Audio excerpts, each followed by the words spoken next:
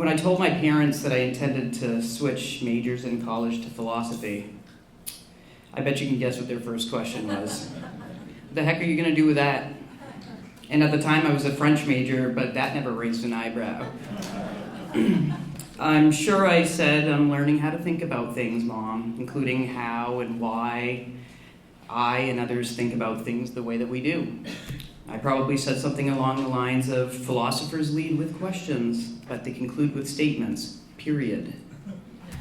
Hegel said, what's rational is actual, and what's actual is rational. Socrates said, the unexamined life is not worth living. Nietzsche said, God is dead, but he used an exclamation point for that particular statement. So sure, they were trying to attempt to answer some of life's toughest questions, but they're priding themselves on, concluding with understanding. So not long before graduation, my beloved mentor said to me, what's the first question philosophy students ask at their first job after high school? Well, this threw me for a loop. A question? I was stumped, but he just unironically answered his own question before I messed up his joke. Do you want fries with that? He knew this would resonate with me because I started working in restaurants when I was 14. I worked full-time through college doing the same thing. Did I ever do anything specific with my philosophy degree? No. I stayed in food service my whole life. But my curiosity about the whys of how things are have often guided my decisions. And sometimes they've left me feeling a little bit helpless in this business, I'm not going to lie. So those of you who have occupied the same school nutrition space as me have heard me speak about the roots of the National School Lunch Program. So my apologies to any of you for whom I sound like a broken record, but I assure you that now that I've been handed a mic, I tend to expand on it a little bit, but I'll be able to bring it back together. Because this origin story can kind of instruct or maybe even inspire the kinds of systemic change that I think Maine schools need. Undernutrition of the populace was the primary defense concern for a country facing a long war after a Great Depression. The nation struggled with a crippling drought that affected 75% of the nation and 128 million people. The crop prices were low, the market had crashed, soil conservation practices were out the window, and destitute families died of malnutrition in the same fields that previously nourished our entire country. Towards the end of the 30s, 21% of families in the Great Plains alone were receiving federal aid. With an international war imminent and with a strategic need for fit and healthy men to join the battlefront and women to grease the cogs of the war machine at home, the National School Lunch Program was established. The goal was to provide basic nutrients and sufficient calories to not starve too much or die before you did your part for the war effort. It was that simple. Can you see where I'm going with this already? Is my description oversimplified? Of course it is. But we can look at some comparisons between the historical context and the modern dilemmas that highlight the challenges that we face as we, try to inform our next moves. So back to the anti-starvation roots of the National School Lunch Program, consider the modern landscape. We have a great grasp now of the quality and the balance of the nutrients for optimum health and learning. We understand and appreciate the ethics and the wholesomeness of the sources of our food, and we're becoming more mindful and aware of the religious and cultural appropriateness that's so important to incorporate as well. But these examples kind of spotlight a bureaucratic complexity under which our programs operate, and the school meals program, Department of Defense roots still affect our day-to-day operations every day. We procure our supplies for school nutrition programs under some of the same regulations that the Marine Corps does to purchase a new fleet of tanks. And those regulations have as little room for our local priorities as they do for an extra expensive tanks coming in colors that are significantly shown to reduce stress, or patterns that represent the cultural diversity of armed service members. Cost is king. And just because it makes sense or helps us just do better doesn't mean it's an allowable expense under USDA rules. Another intent of the National School Lunch Program was to help support the nation's agricultural economy by using its surplus farm products. Nutrition programs still receive free products from the government, and it can be a huge help, but the persistence of this model, and then including more modern and pervasive influences from the agricultural lobby of modern times, and those procurement regulations I mentioned inhibit the local prioritization, our ability to control how we do for school nutrition expenditures. So it's not all bad. I mean, especially in Maine, thanks to full plates, but recent state and federal subsidization of local food products is definitely a step in the right direction. But the administrative burden and the relatively small amounts that are available aren't enough to say it's real change yet, especially if you're too busy to do the paperwork because you're covering a perennial shortage in your kitchens.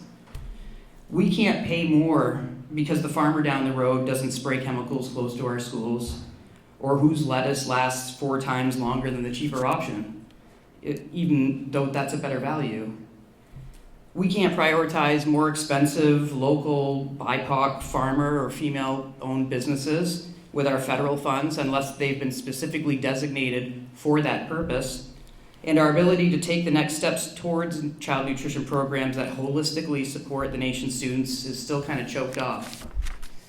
So, sure, schools can do some of that themselves, or districts, or towns, but school budgets are under such a strain that the thought of diverting special ed or general education funds towards a better salad bar and offerings is a road that a lot of them are not able to go down. William James is my favorite pragmatist philosopher, and he wrote, "There are no differences," you gotta listen, "there are no differences, but differences of degree between different degrees of difference and no difference."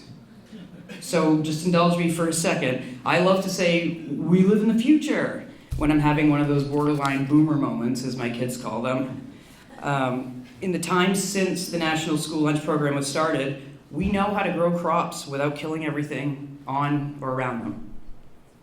We lost 70% more Americans to World War II than in every other US-involved military conflict that came after it combined. So that's a win.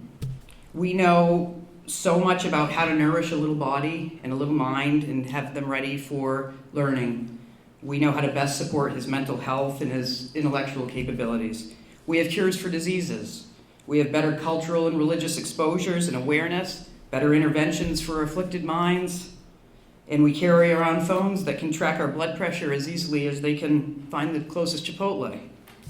But consider this. Last August, 2023, 34% of the contiguous US was in a drought, so that's cool. That's half what it was during the Dust Bowl, but it affected twice as many people. Almost half the geographical area is the Dust Bowl. Agricultural commodity prices currently are on the decline, with a 3% decline forecasted in 2023 and the same forecasted for this year. So this, combined with the higher input costs, the fewer government payments, and rising interest rates, is leading to a drop in farm income. Is it starting to sound familiar? 1 in 7 people and 1 in 5 children struggled with food insecurity last year. That's an increase of 31% for all individuals over 2022, and 44% for children alone. And climate change is real. It's getting worse, and it's taking more and more chemicals and water diversion and technology to keep up with the growing population. So here's what we got going for us now. I don't want to be doom and gloom.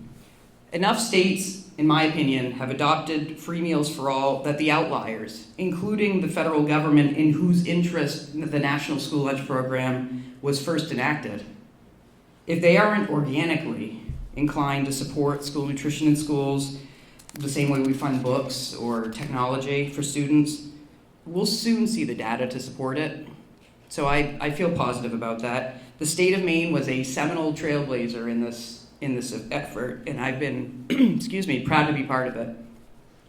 We have a thriving agricultural economy here in Maine, and that's one thing we learned during COVID is key to food security and food quality. We have a dynamic and dedicated community of school nutrition professionals spread across the state. You've got a bunch of them here in this room, the staff that we support, even the custodians and the superintendents that will jump onto the serving line when we're down a person. We even have vendors who are super patient and responsive to our unique and high need, customer requests. Our state is improving or expanding in its diversity of all kinds, new breaths of life into our communities and schools that we want to welcome, and we want them to feel like this is home. And last but not least, we've had the exceptional bonus of Full Plates, Full Potential, who through their fundraising, general support, and fierce advocacy for Maine school nutrition programs has helped fund and analyze and report out on some of the most novel and exciting enhancements to school nutrition in recent years. A principal forwarded me a letter written to her by 2 first graders during the middle of Passover week last month. Dear Mrs. Principal, it has been brought to our attention that the cafeteria does not provide bread-free options for Passover. The school says that it is open to all religions and beliefs, and yet the school provides no breadless options on this day. Do you agree? Yes or no? We would love to hear your reply. Now, what do you say to that? Especially when you were raised Catholic in northern Maine, and your Maine public school system fed you fish every Friday on Lent. Or maybe you're one of the districts struggling to secure halal meat for your Muslim community. Or maybe you're stuck in Washington County when there are thousands of pounds of free fish down on the Maine pier, but you can't drive that far. Or maybe your district can't afford energy efficient equipment or infrastructure or environment enhancements even to its dining spaces. Or you know that by buying your neighbor's farmer's lettuce, that by spending more money, you actually save money and save the earth and support your community, but you just can't do that with federal funds outside of the limited local food dollars you've been allocated. Again, I favored pragmatism in my philosophical studies, and if you haven't noticed, I had a particular affinity for William James, and one of my favorite conclusions he came to, which really is an almost perfect definition of pragmatism itself, is we have to live today by what truth we can get today and be ready tomorrow to call it falsehood. The key to providing culturally, regionally, religiously sensitive meals, local control over expense priorities, and next-level school nutrition programs is for the federal government to remove the procurement regulation barriers to doing it in the first place. We've seen enough news, and we've lived a long enough collective life here in this room watching the wheels of government turn, and how slowly they do when it's literally life or death situations. So irrespective of your political leanings, I'm confident that we all in this room can agree that change for change's sake, and often not even because it's the most obvious thing to do, is not on brand for the federal government. That's why, as we have the opportunity to do with continued private funding to groups like Full Plates, we need to continue to think like revolutionaries and not like victims of the system. I'm not going to lie, my first instinct when I received the letter about the Passover from those 2 first graders was, that's not an allowable USDA cost, because that's what's been programmed into me over the 10 years that I've been doing this. But you know what? Neither were reduced price meals for people more than 185% over the poverty line, and Maine said, nah, we're done with that. And they covered the difference for those families, so that was bold. And a few years later, Maine said, you know what, all students deserve a meal at no charge. Full Plates was instrumental in the groundswell behind that move. Groundbreaking. Now Full Plates is saying, we can do even better. The families of Maine deserve that. The hardworking nutrition staff deserve that. And they and their generous donors are helping Maine schools and families step up out of the shadows, get the hand they need, and to be the change they want to see, rather than the voice of frustration about the status quo. Full Plates didn't jump into this battle, this new war, with a couple of Band-Aids and a kiss on the boo-boo. They're literally engaged and battle-ready, and they're finding and elevating novel solutions to problems that advance the notion that diversity, access, equity, and local control are a necessary, not just fashionable, mandate for school nutrition programs. Thank you.